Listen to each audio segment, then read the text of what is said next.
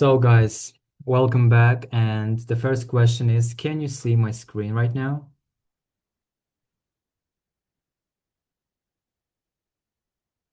Please, if you could answer. Yes, we can. So, that's great. And now let's talk about post-nationalism and the global humanism. Well, in our past lectures, we talked about the theory of nationalism, the theory of sovereignty, independence, and international variance, like the variance of how separatism and nationalism can be used online and offline at the same time. So, welcome back. And as I said before, over our past lectures, which took weeks, we have looked at how nations build and how they can, I would say, unfortunately, tear each other apart. And right now, today, we're going to talk about a massive question, which is about, is a world without borders and without any discrimination, without the thing of one identity, one nation, could survive? Is it really possible in our modern world? And also, we're moving to a concept called the post-nationalism and the global humanism. It's about let's imagine the Earth without let's look at the Earth from the space, and you will not see any black lines like the borders, as for example the USA Mexican border and many other borders, Indian Pakistan border, Indian Chinese border, and many others. And today we're going to explore whether this kind of world where there are no borders, the global humanism really appeared, and the post-nationalism, when it all disappeared, really could exist and eventually match that with our physical reality. So when you think, like when you look at the world to our Earth, do you really see 195 separate rooms or one big house with imaginary walls? And this is a deep question, and we're going to go further. But it's just, I'm telling you to think about it a bit. Well, the cosmopolitan idea, yeah, that sounds really hard, but it actually means one planet and one human community. Let's start with the theoretical core. The cosmopolitan ideal. It is about the ideology, cosmopolitanism. Cosmopolitanism is the belief that human beings, regardless of their ethnicity, nationality, and their skin color, and many other factors, uh, and also their political affiliation, are citizens in a single community, which can be the country, like, or not the country, like the United Nations in the real world, or if they should be the part of one specific community, and that community is the human beings. Uh, let's explain that in the simple words. For instance, the cosmopolitan ideal is that one planet, one humanity community means that our planet is only for humans. There will be no ideology like Europe only for Europeans, Asia for only for Asians, and like that. This ideology, the cosmopolitanism, considers that every human being in this earth um, are the citizen of this earth, and no one has the right to say that some part of the world of our earth belongs to other humans while we all share the same species and we're all humans. This is the idea called cosmopolitanism, and it actually comes from the Greek word. Uh, the word cosmos means world, and the polis means city. So basically, it means citizen of the world. So this came from the ancient times, and it still has its own idea. And we could really think that one day we might reach that because we've been following this cosmopolitanism in some communities for centuries, for years. And I hope one day we will experience that in a real life. Mm, and the next one is the Immanuel Kant's Perpetual Peace. Well, Immanuel Kant's Perpetual Peace. It's about moral imperative and inevitability of conflict. Well, to understand this academic words, which might be hard for someone, we must look at the 18th century to the history. 18th century is famous for its philosophers such as Immanuel Kant, and Immanuel Kant wrote many essays, and one specific essay I want to mention is called Perpetual Peace. Perpetual Peace, at his writings, he introduced a moral imperative about universal human rights that must be supersede national sovereignty, and justice is not confined by borders, but is okay. But is a categorical imperative for all rational beings. Well, that sounds confusing, but in a simple world, he says that um, the idea that universal human rights should supersede national laws. I mean, can't argue it that as long as we have absolute sovereign nations, like independent nations, which are not dependent on some other countries. In the past lecture, we talked about the supreme countries, the family. Like, for instance, in China, China is the father state, and inside that state, we have puppet states like East Turkestan, which wants to be, we used to be independent. And if we look further, like look deeper into history, we can find many empires who colonized some independent countries which used to be independent, but then they became dependent on some specific countries like Great Britain, Russia, China, and many other countries.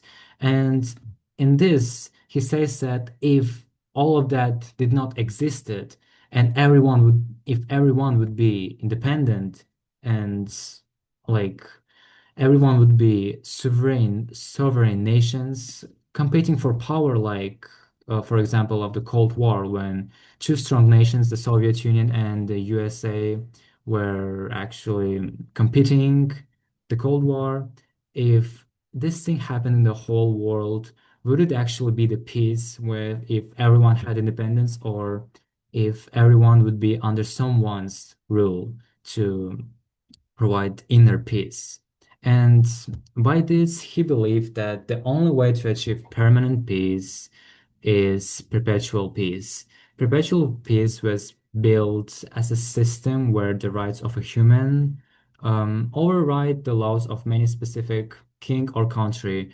What does it mean? It means that if one king, for instance, you live in one government or one empire, and your king says that he doesn't like that kind of clauses, but all the citizens in your country really like it, but you banned that clauses. So that basically means that king cannot rule his king cannot make such rules because it doesn't suit with its citizens' wishes. Like uh, you don't like something as a king and you ban it. But other people like it, so you simply has no choice but just to follow what your people really like. So this isn't the simple wars, but it actually might go deeper into politics and into some sociology aspects like economics and poor families and rich families and further. And by an example, I'd like to ask you a question. Just think about one thing. If a country passes a law that abuses its own people, does the rest of the world have a moral duty to intervene? For instance, we now know USA invaded Venezuela, attacked Iran, and had did many other things, but it's all where uh, it had one reason. US said that they're counter doing that because the current politicians in that country, like Syria, Iran, Venezuela, discriminating their own people and they're making crimes. They have totalitarian regimes and blah, blah, blah. So, if we would actually think that in a real life case, yes, everything is far away from our countries, but let's just imagine that um, if your president or your prime minister made a laws that abuse directly you, your people, would you tolerate if other country just got into this conflict of your got this inner conflict in your country? That is it. And the next one is Universal Declaration of Human Rights. As we can see, we talked about that in the first lecture. The Article 1, all human beings are born free and equal in dignity and rights. So it basically means that regardless of your skin color, of your mother language, and your ethnicity, all the humans in the earth have the same rights, regardless where they have been born, for instance, in Africa, Australia, or Asia. It doesn't matter. All of you are humans. This is basically what United Nations wanted to achieve, like provide the same rights for everyone without any exemptions for any kind of humans, because they believe that all of us are just one kind of human species, human beings, and we all deserve the same relations to us, the same respect, not only for some specific kind of people. Well, the Universal Declaration of Human Rights. Um, Kant's idea sounded like a dream. We talked that Kant's idea was to provide uh, global peace by just avoiding the one totalitarian regimes. Like if someone supreme said that you cannot do some specific things but it contradicts what to your environment wishes, then we should follow the environment wishes, the second side, because we simply cannot achieve the global peace if only one person would decide our whole future, what rules we should follow and to what we must believe. Well, it sounded like a dream until 1948. After the horror of the World War II, after the Nazi Germany, the fascism, and the Japanese terrorism of the China and other countries, the United States drafted the Universal Declaration of Human Rights, which is basically the Article 1, Article 2, and Article 3. So, this declaration was the foundational text of four post-national legal thought. So it basically meant that it was the first foundation of the human rights, where everyone was meant to have same rights. The main idea was it doesn't matter what your passport says, and it doesn't matter if you have the baseline, if you have some other skin color, some other language than the other world speaks. It doesn't matter, and it's simply because you are a human. Yes, that would be a problem if you were alien, but we're all humans. That's and like that, it was the first major step toward a cosmopolitan legal system. Cosmopolitan legal system was had three things. First, global agreement, inherent rights, and the cosmopolitan legal order. Well, cosmopolitanism was the first foundation for the further Universal Declaration of Human Rights. Not many of you know, but when creating the Universal Declaration of Human Rights, Article 1 to Article 3, the politicians who made those articles actually were the fanatics of the cosmopolitan idea. They took an example of cosmopolitanism from the cones and they basically created their own one by the cosmopolitanism idea, and they included that into United Nations article. Well, the next one will be the identity challenge. The identity challenge is about the questions. Do we have to give up our culture and discarding political nationalism? So it basically means that should we abandon our culture, our traditions for the global peace. It actually means culture versus politics. We all know that the things that makes our people separate is religion, their cultures, and their religion and their traditions. But here is where people get nervous. If we become citizens of one united world, do we lose the thing called identity, the thing that we use to, the thing that creates a feeling that we belong to somewhere. For instance, if you look like Chinese, Indian, you feel like you belong to that place when many people of your kind live there. But actually, what if all of this disappeared? And do we lose, do we actually lose who we are, our identity? And this thing actually brings us to the conflict of identity versus the ethics. It basically asks us, can we maintain the cultural tra like the our can we maintain our cultural traditions while discarding political rationalism? Because in the second lecture we talked about how governments can use your culture, can create new traditions, new culture just to make it easier to government rule its people. For instance, we talked about Catalonia and we all know that mostly our culture and the things we believe or choose to believe in depends on how do we live. For example, as to Catalonia, were introduced that Catalonia shares its GDP.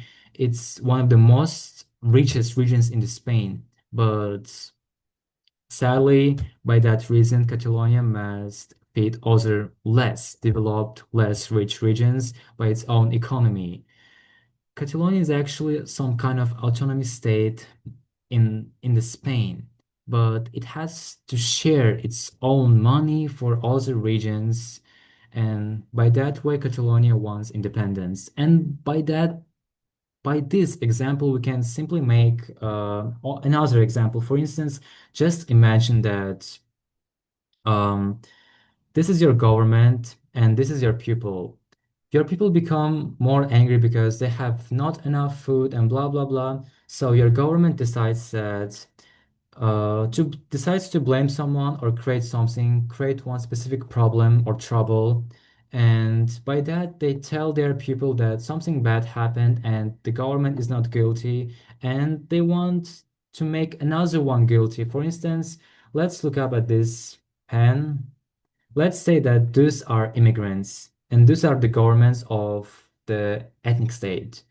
Ethnic states are like Chinese, some European countries, and some Arabic countries where the system in the country is not multinational but mononational, where one specific ethnicity rules the whole government.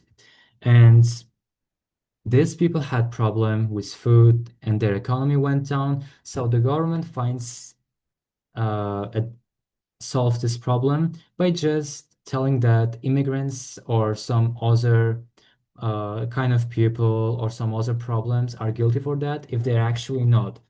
Like that, we can conclude that if we have some problems, specifically governments, the government can easily decide that they're not guilty and they can simply find look for other people, look for other problems, or just create them. And like that, many conflicts appear without um, any foundation of that, without any grids.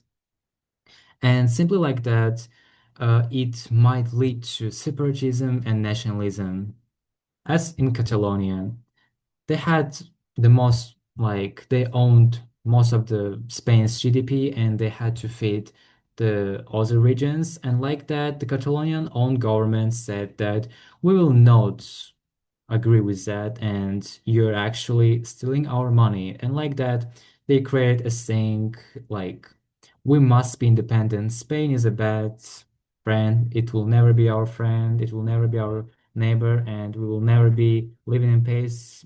in the Spain and like that. So basically, it means that uh, if you have one trouble, you can simply get rid of that trouble by just creating a new one, which is not actually connected with that topic. And the rooted cosmopolitanism. Well, many sociologists propose a concept to solve this. The rooted cosmopolitanism is the idea of being a citizen of the world. The global citizen, it is called. For instance, the people who live in the Canada, the USA, and Australia, where one specific nation is not ruling the government and they're mononational, multinational, where many other species of like ethnicities are living by one hand, not by one hand, living together. This is what called the global citizens, where local culture and global citizenship are connected, where many cultures meet each other.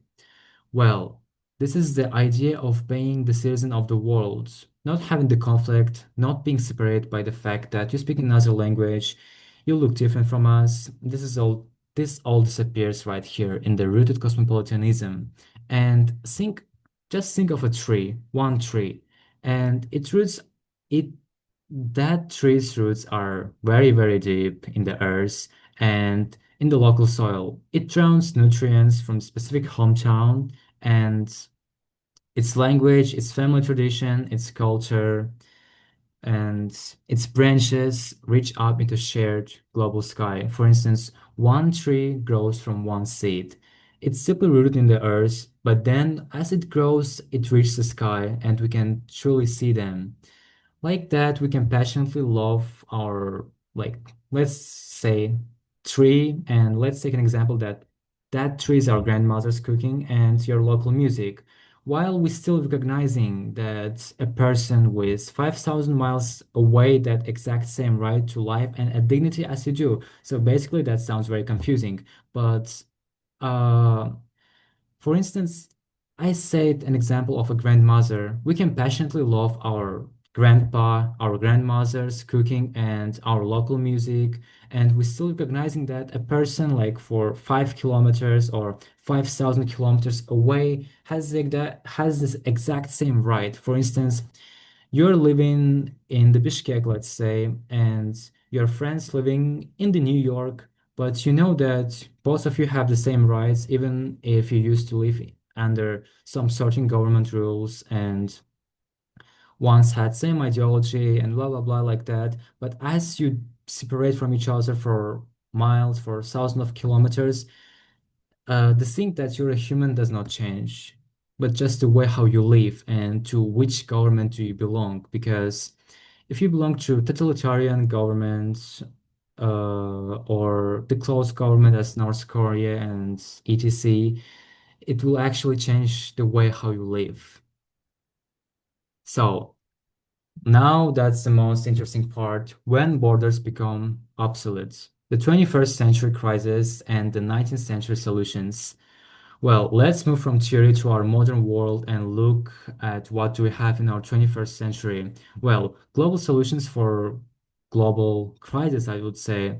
Well, the uncomfortable truth of 2026 or the whole 21st century is that the nation state is often too small to solve the world's biggest problems. Right now, we're talking about some small states like Somalia, uh, probably Uzbekistan, Kyrgyzstan, and some African countries and the Latin American countries. They're too small and they do not have enough impact to uh, get involved in the world's biggest conflicts and problems. But just the concept of a sovereign nation worked great in the 19th century when problems were local, but actually today we're experiencing a little bit different. Our problems have outgrown our maps. So we're trying to solve 21st century global issues using 19th century political borders.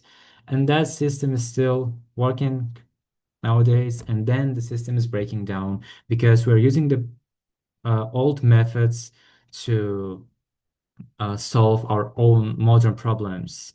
So, like that, uh, we're attempting to manage complex, network 21st century issues using rigid 19th century political borders. Well, Like that, we can simply do same mistakes as we did in the 19th century, again in the 26th, in the 21st century, in the big 2026. So like that, the global humanism is actually the idea of how we can create a new world by the new rules and not just following the old traditions which were used for centuries, for thousands of years, like the national identity and the cultural traditions that were built for centuries. Well, actually, to create something new, we must abandon something that we had in the past. We took an example in our past lecture of the Russian Empire. The Soviet Union to appear, it had to destroy the Russian Empire. And like that, the absolutely new, brand new government with absolutely different ideology appeared. And like that, we can change our world, but only by destroying the past we used to have. Well, and the thing that you wouldn't expect here is actually the climate change. Emissions, no borders. Well, our second transactional challenge is uh, climate change. Well, when we look at the climate change, what do you think? Greenhouse gases, the pollution, and the global warming. Well, the global humanism appears in the climate change, where all countries are uniting, sitting at the one chair and solving their problems, which they have for the whole Earth. For instance, first, climate change happened in the 19th century where technology started to develop. Carbon emissions do not stop at borders. It reaches the whole Earth. If one country burns massive amounts of coal and the sea level rise for, let's say, the sea level rise for the respectful amounts, you cannot build a wall high enough to keep out changing that happen in your country, but affecting the whole world. This proves that national isolating is physically impossible in our modern world. Yes, it was possible 500 years ago, 600 or 300 years ago when one nation could survive without technology, just by fishing and living its life like keeping its animals and blah blah blah. But in our modern world, we have factories, we're developing, we're using coal, we're using electricity, and like that, we're creating new problems. And that problems are found in the climate change. So basically, that means that our problems are uniting us. If we have one same problem which disturbs the whole world, for instance, the climate change, global warming, all the countries would unite to prevent that because it affects all the countries like that. For instance, you and your family, we are all, you are like all of you owe $5,000 to one person, and that would be your problem. So you would unite to solve that problem because you don't want to owe some money. And the same thing goes here with the climate change and the world problems. When some global problem appears, the whole world unites. That's actually the factor that makes the global humanism is actually real. Well, and the next one is, sorry, and the next one is the pandemics, the 2020. We all remember this thing that happened in 2020. The coronavirus appeared. Well, we saw this clearly in recent years. It was 6 years ago, and a virus doesn't care about your national sovereignty, your ethnicity, and the language you speak, and how do you look like. Because of our air travel and outbreak in a remote village, and also, for instance, someone lives in the cities and someone lives in the villages, and a country can have the best healthcare system in the world and might have the best infrastructure ever founded in the world, the best engineers, and blah, blah, blah. But if the neighboring country has zero healthcare, everyone remains in danger because, uh, for instance, the global pandemics. um Let's take an example of the USA. The US healthcare, it was one of the most or the most developed country of that time, but the pandemics that happened in China in 2020 uh, was the reason why US economy fell and the whole world's economy fell. When the coronavirus first appeared, it didn't seem as something as such a big trouble. But then after 1 year, some months, the virus started to it it appeared like it turned into a viral problem. Well, for instance, we had one China here. Let's say that this is 120 countries and this is a China. China was sick, coronavirus appeared, other 120 countries thought that it doesn't matter. We do not even border with China, but the tourists, but many other people traveled to China and they got sick and they returned to their countries, or that virus reached overseas by another, like by other ways, and all the world, the whole world was affected by just one country, simply because they thought that it doesn't matter. And after that, world again united. After the climate change, global warming, we experienced the global pandemics, where every one of us were wearing our masks to prevent being sick. And like that, if we share the same problems, we can find a solution only if we will unite. And the next one is transitional challenge, artificial intelligence, AI. Well, well, AI regulations, artificial intelligence is developed by multinational companies, and it was meant to be the thing that people will use all around the world to make their life easier. And let's take an example of, for instance, we have a country A.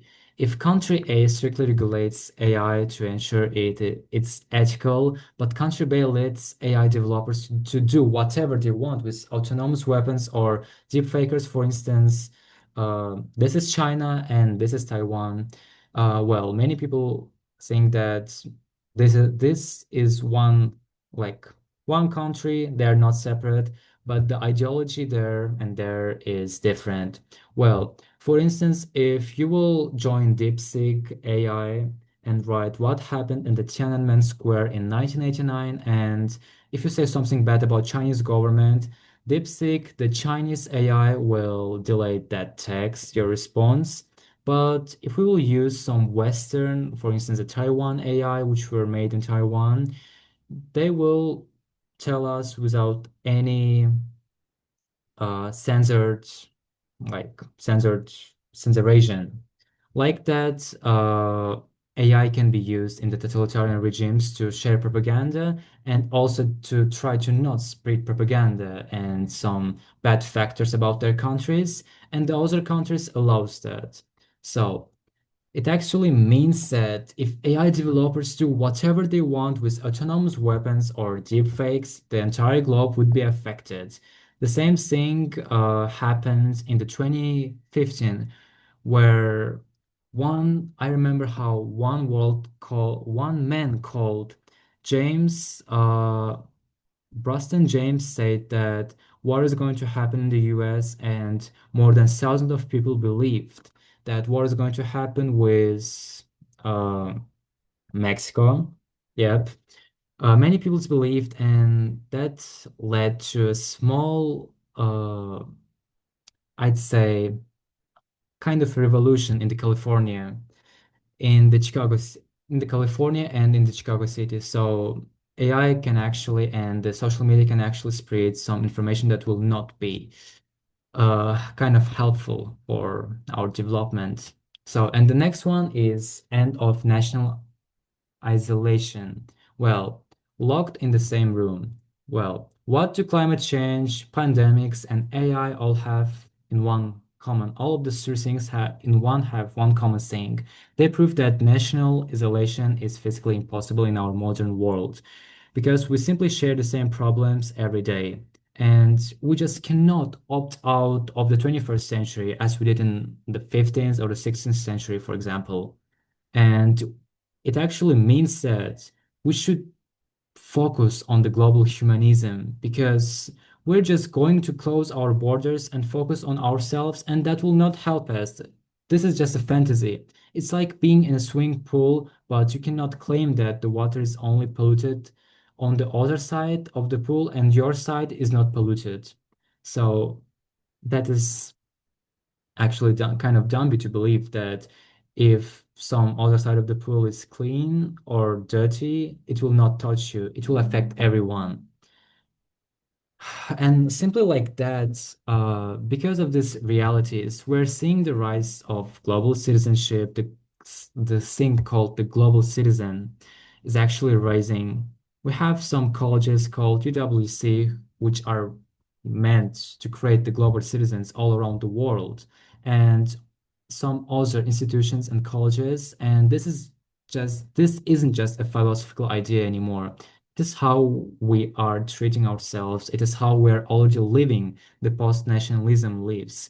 And we can simply see this thing happening in the USA where all the nations, regardless of what do they look like, of the skin color or where do they came from, live under one country and they simply believe that they're all humans and they just should not discriminate someone just by the factor where does that person came from or how does that person look like. And millions of people are shifting their primary identity away from the country printed on their passport. For instance, a lot of immigrants from the Africa, from the Latin America are moving to US and they're actually forgetting about their own country's homeland because they just simply want to live as a human, not as some specific nation. And like that, the global humanism was first found in the US and it is still continuing to raise its power. Well, and the loyalty to humanity with a non-geography, well, non-government organizations. We also see this post-national life in international NGOs, non-government organizations. Just think about the group of doctors without borders or international youth assemblies, where studies from thousands of countries are gathered to build a shared future. For instance, one AI or one drug to prevent, for instance, the new virus or other uh, curves. And it is okay for doctors to get at one place to like from all around the world to solve that problem. And like that, the global citizenship, the factor of uniting in the humanism is still rising by by our modern technologies. And we're limited in time, but don't worry, guys. I will send the presentation and the materials in our Telegram group so you can keep in touch with the lecture yourself. And please write your names in our Telegram group chat because we have to finish our lecture right now because we have less than 1 minute. And thank you all for participating. That is the end of our lecture. I'll provide you with information later in our Telegram group chat, but please, right now, write your full names in our Telegram group chat.